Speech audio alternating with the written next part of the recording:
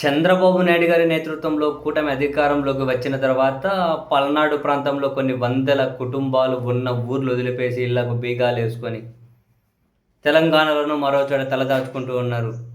సరే కాసింత వేడి సద్దుమణిగింది అన్న తర్వాత మళ్ళీ సొంత ఊర్లోకి వద్దాం అనుకునే పరిస్థితుల్లో ఆ సొంత ఊర్లో ఉన్న అధికార పార్టీలకు సంబంధించిన వాళ్ళ దయాదాక్షిణ్యాల మీద ఆధారపడి ఊర్లోకి మొగుడు రావాలా, పెళ్ళాం రావాలా, తల్లి రావాలా, తండ్రి రావాలా, పిల్లలు రావాలా, ఎవరు రావాలి, ఎవరు వద్దు వాళ్ళే డిసైడ్ చేస్తూ ఉన్నారు.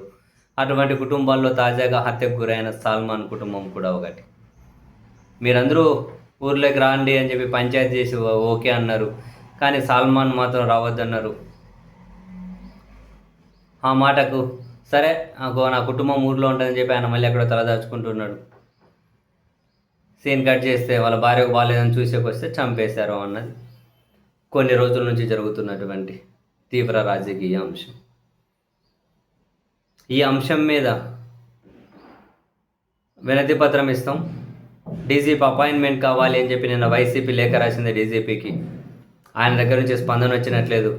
ఈరోజు కొందరు వైసీపీ నాయకులు డీజీపీని కలిసేకని చెప్పి ఆఫీస్కి వెళ్ళారు, వాళ్ళని రానిలేదు. తర్వాత మేము డీజీపీకి వినతి పత్రం సమర్పిస్తామని చెప్పి వాళ్ళు డీజీపీ ఆఫీస్ మీద నిరసన కార్యక్రమం ధర్నాకని కూర్చున్నారట. తర్వాత వాళ్ళలో కొందరు రండి అని చెప్పి డీజీపీ కాకుండా ఏడీజీకి ఏమో ఒక వినతి పత్రం ఇప్పించి ఇంకా పోండి అని చెప్పి పంపించారు. బయటకు వచ్చి మీడియాతో మాట్లాడిన వైసీపీ నాయకులు చెప్పింది, డీజీపీ ఆఫీస్లో మమ్మల్ని మనుషులుగా కూడా చూడడం లేదు, ఇంత దారుణమేంటి అని చెప్పి వాళ్ళు విమర్శలు చేశారు. అయితే సీరియస్లీ, జెన్యున్లీ, బేసిక్గా నాకు అర్థం కాని విషయం ఏంటి అంటే, ఒక డీజీపీకి వినతి పత్రం ఇవ్వడం కోసం వీళ్ళు ఇంత ఫైట్ చేయాల్సిన అవసరం ఉందా? వినతి పత్రం ఇవ్వడం కోసం అదే ముందు ధర్నా చేయాల్సిన అవసరం ఉందా? వినతి పత్రం ఇవ్వడం కోసం వాడు ఆందోళన చేయాల్సిన అవసరం ఉందా? తర్వాత ఏడీసీకి ఇచ్చిపోదురని చెప్పి ఇచ్చేసి రావాల్సిన ఇంత అవసరం ఉందా? ఇక్కడ పోరాటం దేనికి చేయాలి, ఫైట్ దేనికి చేయాలి అని వీళ్ళకి అర్థం కావడం లేదా? ఒకరోజు ముందే డీజీపీ అపాయింట్మెంట్ కావాలని లేఖ రాశారు. డీజీపీ గారు వీళ్ళని కనీసం ప్రజాస్వామ్యంలో రాజకీయ పార్టీలను, విపక్ష ప్రతిపక్ష పార్టీలను గౌరవించాలి అని అనుకుంటే డీజీపీ గారు ఏం చేయాలి? వాళ్ళ లేఖ రిప్లై ఇవ్వాలి. నేను కొన్ని వృత్తిపరమైన లేకుంటే అడ్మినిస్ట్రేటివ్ పని మీద బిజీగా ఉన్నాను, అయినా మీరు ఏ అంశం మీద గురించి అయితే నా దగ్గరకు వద్దాం అనుకుంటున్నారో ఆ అంశం మీద పోలీసుల విచారణ సాగుతూ ఉంది. మరిన్ని విషయాలు త్వరలో మేమే మీడియా ముందు ప్రకటిస్తాం. పోలీసుల విచారణ జెన్యున్గా చేస్తున్నారు, నిందితులను వదిలిపెట్టము అని చెప్పి కనీసం వాళ్ళు వదిలిపెట్టరో కదా పక్కన పెట్టండి. రాష్ట్ర జనానికి అందరికీ తెలుసు వాళ్ళ చర్య ఎట్లా ఉంటుంది. వైసీపీ కార్యకర్తను చంపిన టీడీపీ వాళ్ళ మీద ఎలాంటి చర్య ఉంటుందని రాష్ట్రం అందరికీ తెలుసు. అయినా కూడా అట్లీస్ట్ ఏదో పని చేస్తున్నామని చెప్పడం కోసమైనా నిందితులను శిక్షిస్తాం, మా పోలీస్ విచారణ సాగుతూ ఉంది, మరిన్ని వివరాలు చెప్తాం మళ్ళీ అని చెప్పి రిప్లై లేకైనా రాయొచ్చు.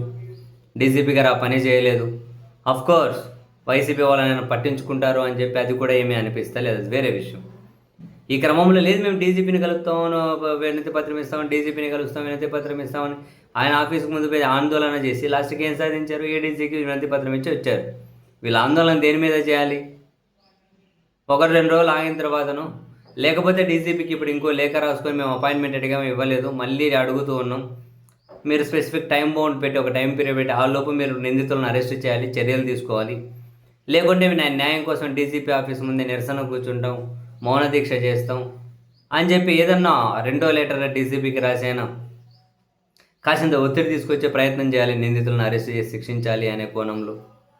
లేదు అంటే ఆ తర్వాత డీజీపీ ఆఫీస్ ముందు వైసీపీ కూర్చొని నిరసన కార్యక్రమం చేయాలి న్యాయం కోసం. చివరికి వైసీపీ వాళ్ళు ఇప్పుడు చేసే నిరసన కార్యక్రమం ఏంటి? వినతి పత్రం ఇస్తామనే దానికోసం నిరసన కార్యక్రమమా? పోనీ అలాగని వినతి పత్రం మీరు ఇచ్చారా? పోనీ ఇప్పుడు వినతి పత్రం ఇచ్చి మీరు సాధించేది ఏంటి?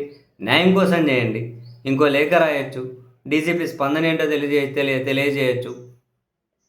ఇవన్నీ వదిలిపెట్టేసి డీజీపీ గారు ఒక రాజకీయ పార్టీ, మనం ప్రజాస్వామ్యంలో రెస్పెక్ట్ చేయాలి అని చెప్పి వాళ్ళు రాసిన లేఖకి రిప్లై ఇవ్వలేదు.